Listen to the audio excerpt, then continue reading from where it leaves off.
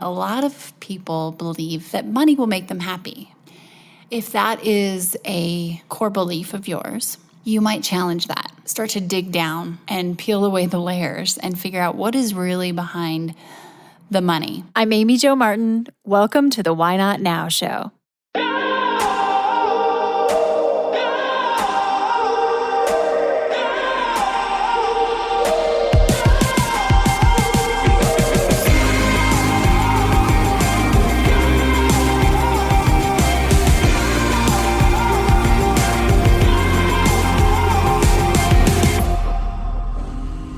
You know that thing you've been thinking about doing?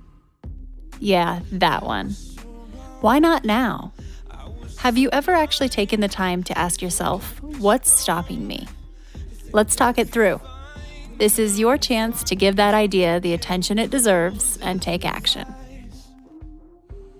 Each episode, I have a chat with a fascinating person, from entrepreneurs to athletes, celebrities, my parents, rocket scientists, and all walks of life. We talk through a critical time when they've asked themselves, why not now? We dissect that day or even that moment, step by step. Just let go.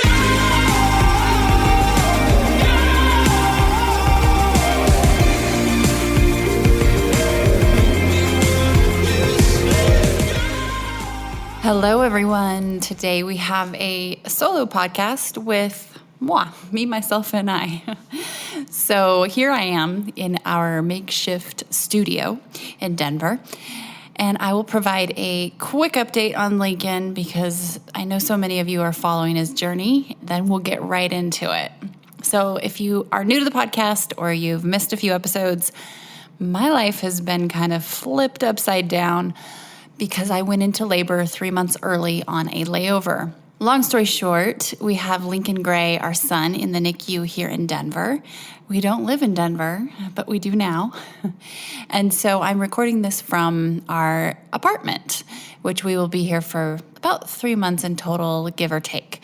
Lincoln is doing great. He was born at 2 pounds, 3 ounces. He's now at 3.5 pounds, which is huge. He just crossed that 3-pound milestone, which is a big one. And all in all, he is growing, eating, and sleeping. Those are his marching orders. And as I like to say, he is up and to the right on the spreadsheet. So progress is not always linear. We've had a couple days the last week that have been challenging. But for the most part, the net is that he is progressing in a positive direction up and to the right. So thanks to everyone who has reached out on social media, has just shared their support, positive energy, thoughts, prayers. We are extremely grateful. This is a case where social media has really helped us stay positive and feel that energy, and it's being reciprocated right back. So it's working, it's received. Thank you, thank you, thank you. You can follow Lincoln's progress on social. The hashtag is BabyLincolnLogs. Speaking of spreadsheets, we're going to talk a little bit today about money and numbers and entrepreneurship. Before Lincoln was born, which was a complete surprise, I had recorded a solo podcast answering a lot of questions that were shared in our private Why Not Now Facebook group, which you are welcome to join. If you're not in there, just head to Facebook, search Why Not Now private group, and request to get in. We'll let you in. Anyway, so I answered quite a few questions that were bundled together on the topic of social media. You can go back and listen to that. It's episode 131. And I had planned to record a part 2 to that series because there were a lot of questions that I wasn't able to get to. And I will be doing this more regularly, especially while we are in this different detour season of life, being in Denver. There were a couple of other themes that I noticed in terms of the questions that were being asked in the private Facebook group, and one of which revolves around money. A lot of different questions and angles around money. So I am going to tackle those questions today and save some of the others for a different episode. I'm doing this because it seems to be the number one, if not the number 2 component factor that holds us back from taking action on our Why Not Now. idea. It's very normal. It is a huge topic, obviously, in life, and a lot of fear circulates around the hub of money. So I got to thinking about this, and I'm going to dive in and we're going to dissect a few different angles when it comes to money, from big picture relationship with money down to some of the tactical, tangible things that we can navigate if we are thinking about them maybe a little bit differently, and specific questions and things I've learned over the years as being an entrepreneur for the last decade. Just things I've learned about managing money in a business, but also my outlook and perspective as it relates to money and economic model in general. I decided to double down on this topic after reading Kelly Flynn's question in the Why Not Now private Facebook group. Kelly said, "I'd like to hear more about the relationship between money and business, charging too little, the effects of letting it drive your business, experiences with growth when you don't focus on money, etc." She said, "Branching out and trying something new can be scary enough, but I feel like money prevents people from trying, or it's the reason they quit their why not now moments early on." So this is a great question and a great place to start. And let's just start with the question of how much should I charge? I've gotten this question, I think, 3 times in the last week or so. And sometimes this comes up in the Renegade Brand Bootcamp with my female entrepreneurs. And this is what I have to say about figuring out what to charge.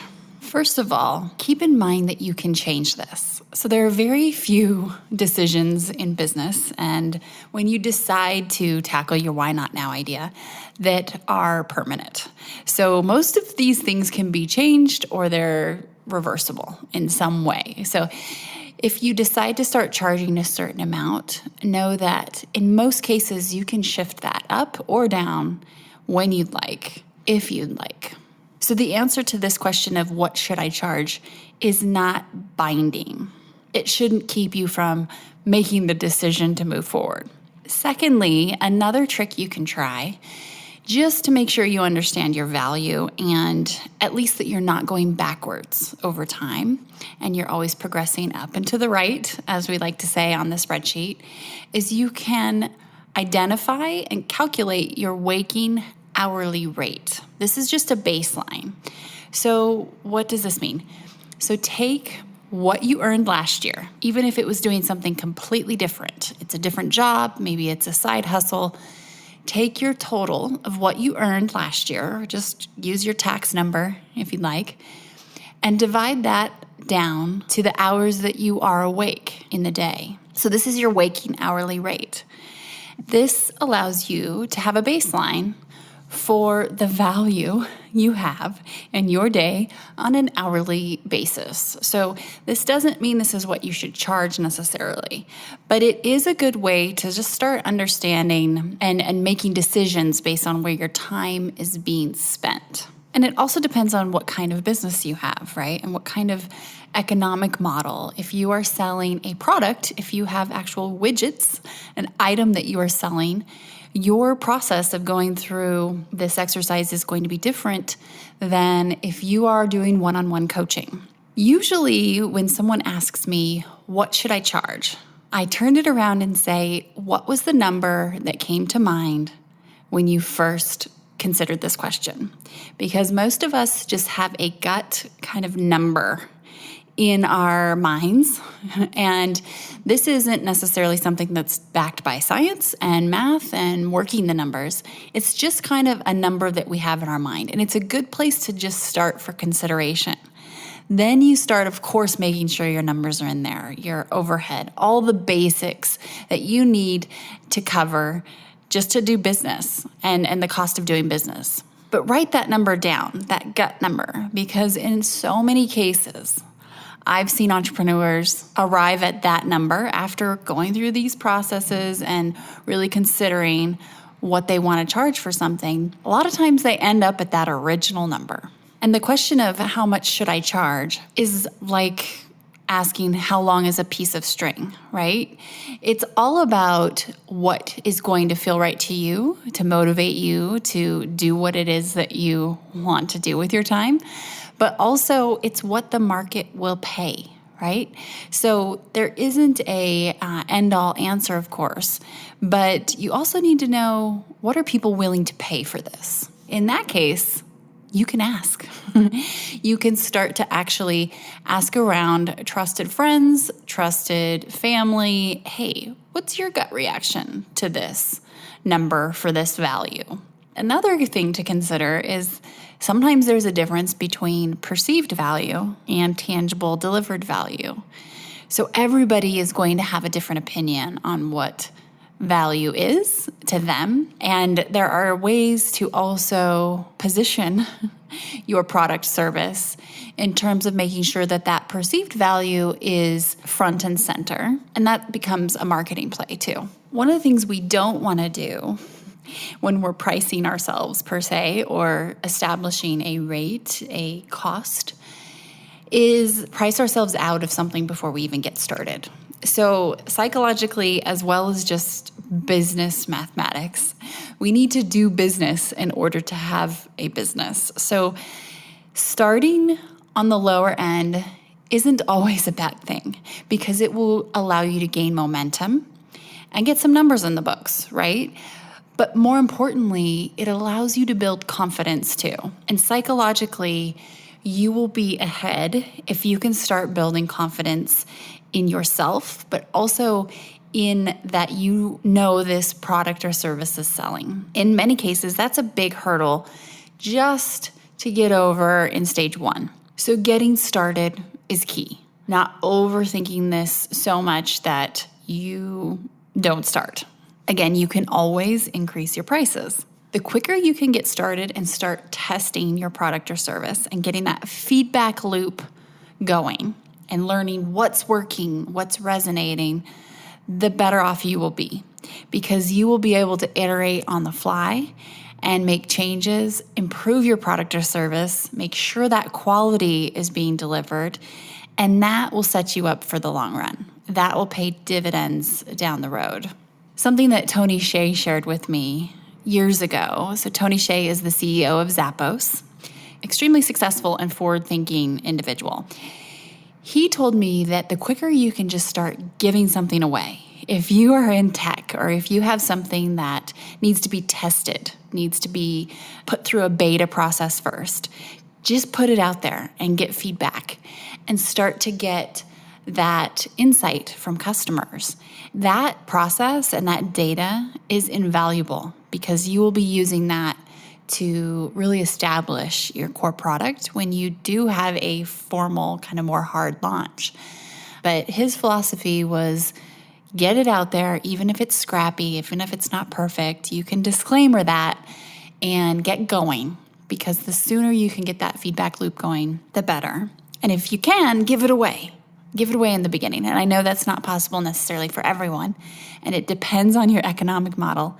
But if you can get started and just start giving something away, even if it's just in small increments, or if you are a coach, start giving away a couple hours a week and learning if you need to, just to get the wheels going. And here's another trick. We hear so much about scaling in our world, especially with entrepreneurship being romanticized, and it really is not for everyone. But if you're listening to this podcast, you're probably either flirting with it or you already are an entrepreneur of some sort, or an intrapreneur. Entrepreneurship kind of goes hand in hand with this word scale and scaling your business. And so one of the things that I think can be a trap early on and really stop us before we even get started is overthinking and worrying about scaling a product or service before we're even able to get going, build the confidence in the product or service, in ourselves, and also learn what's working and what isn't. Establishing a core product or service, your core competency, learning, getting good at it, is number one. You don't want to scale something that isn't working. That's just like a fast train to a bad place, right? Don't speed up a train that is going in the wrong direction. So the key, and you'll end up spending a lot more money and spinning your wheels doing that. So the key is Make sure you have value and there's quality and you're able to have control of the situation as much as possible versus trying to scale. And I am using air quotes here. I know you can't see me, but we got that going for us. Once you have this product, service, value offering down to a place where you feel pretty solid, and it could be really quick that this happens, like very small amount of time. Do not worry about the opportunities to scale because they are there. We live in a world of amazing technology, amazing new economic models that have become standards that will allow you to arrive at solutions to scale. It's 2019. The things that are happening right now with shared economy, with social media, it's incredible. So first, get your core competency down, and then you can scale.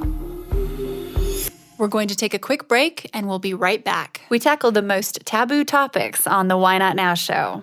Oftentimes, you're hearing guests share things they've never shared before. In the spirit of things we don't typically talk about, you should know that the Why Not Now show is supported by Poo-Pourri, the original before you go toilet spray.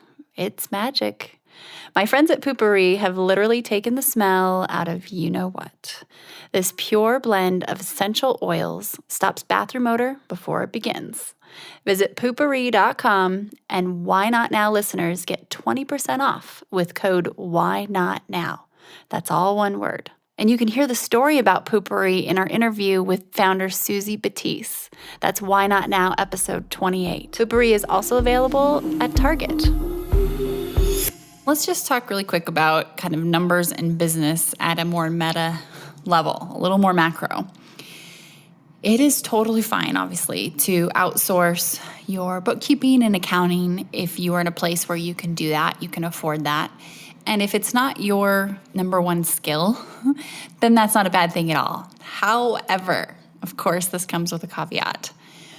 You should understand the basics. You should understand the building blocks of your business, meaning if you can't pull a report out of QuickBooks on the fly when you need it, then we need to hold up and make sure that you understand those things first before you completely start outsourcing.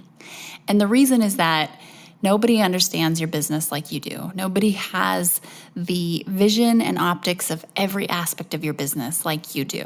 So if you're unable right now to just pull a basic P&L or balance sheet from QuickBooks, stop right here. You can push pause on this episode and you can go and Google a quick tutorial on how to do that. Super simple. And it should not be something that should be scaring you. And sometimes I think entrepreneurs kind of put their head in the sand and they just don't want to learn certain things. That can be dangerous, big time. So you do want to understand your numbers. You do want to be able to speak confidently and intelligently about what's going on. It doesn't mean that you have to be able to play CFO all day, every day. There are people who are really good at that, and you can hire them. Yet we do need a baseline level of confidence about our numbers. And I've seen situations, there's a case with Maren Kate. She is an episode back, at least a year. And she shared that, she had this business. I think they grew to have a $11 million a year run rate. And she didn't understand the numbers, and she allowed the business and financial side of her operation to be run by a completely different entity, and it really got her into trouble.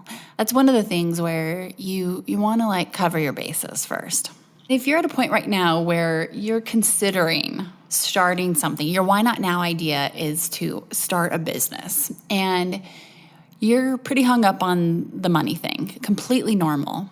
One of the things I always suggest is run your numbers in terms of your personal finances, as well as, of course, you want to put together a business plan or just understand the economics of the business that you're considering and what the economic model looks like. And just a little quick tidbit, the term economic model is really just a clever way of saying, how are you going to make money? And what does that look like? What does that formula look like?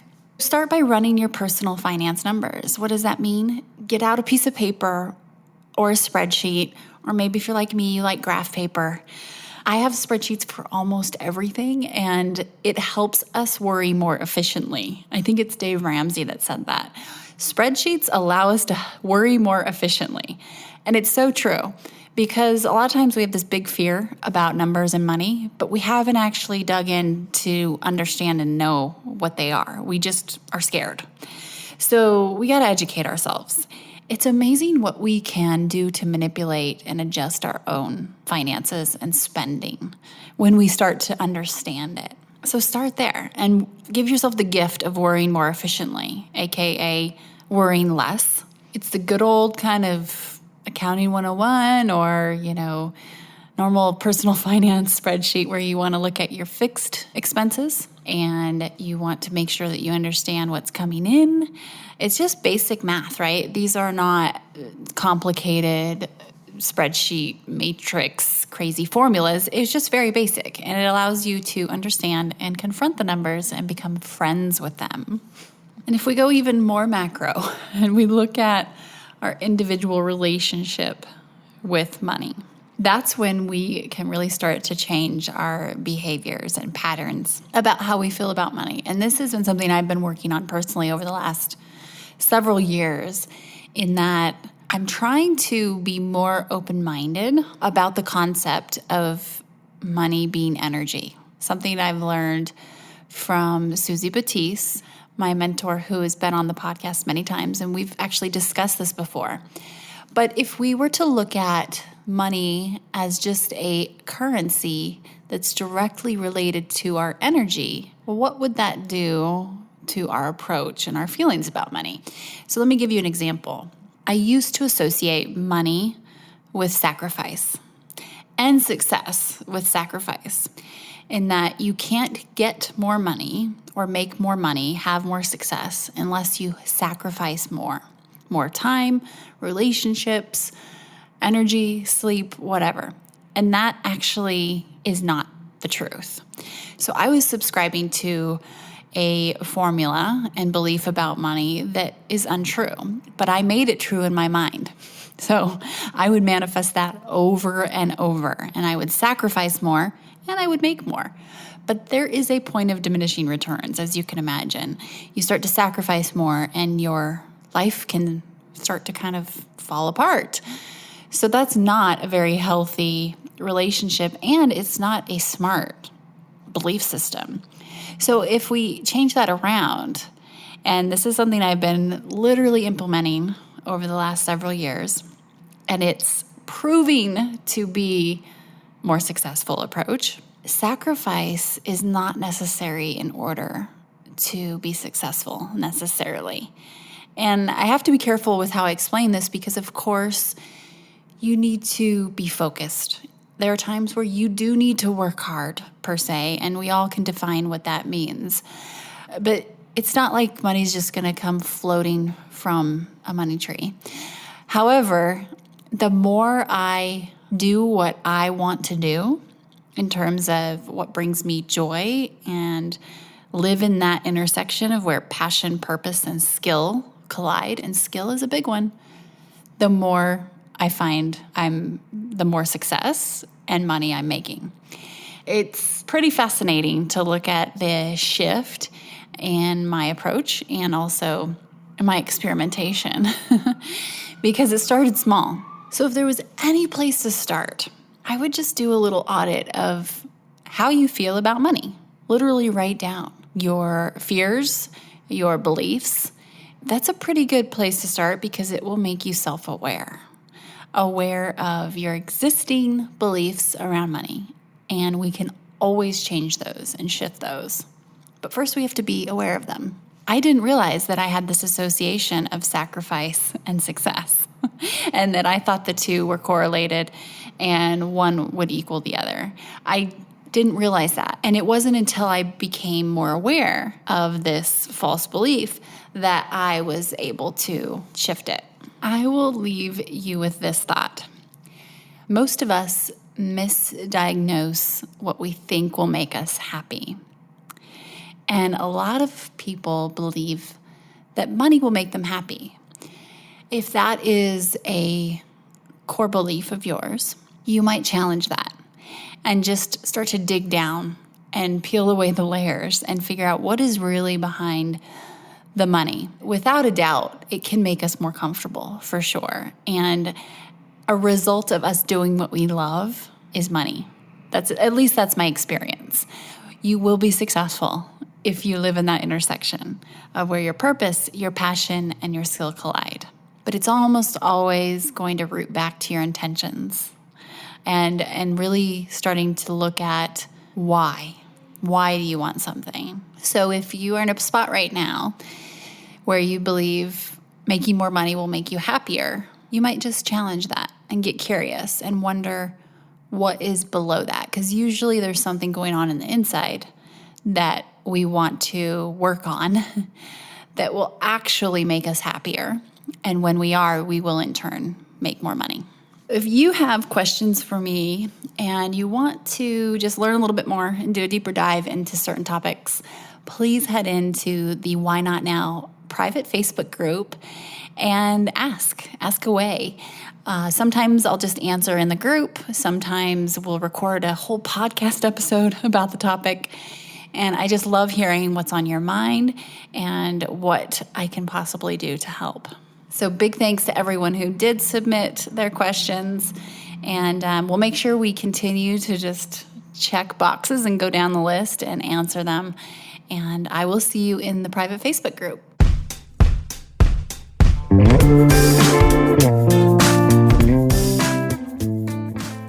Hey everyone, thanks for listening to the show. Hit me up on social media to let me know what you think. I'm at Amy Jo Martin on Twitter, Facebook, Instagram, and LinkedIn. And I want to hear your Why Not Now moments so I can share them on the show. Just send me a note to whynotnow@amyjomartin.com. For show notes and other offers, you can visit amyjomartin.com/whynotnow. And while you're there, don't forget to sign up for my email newsletter for exclusive content and announcements. A big thanks to Rock Salt Music for all of the tunes by the talented John Coggins. And of course, a hat tip to Richard Brewer for editing and producing the show. I'll see you next time. And until then, why not now?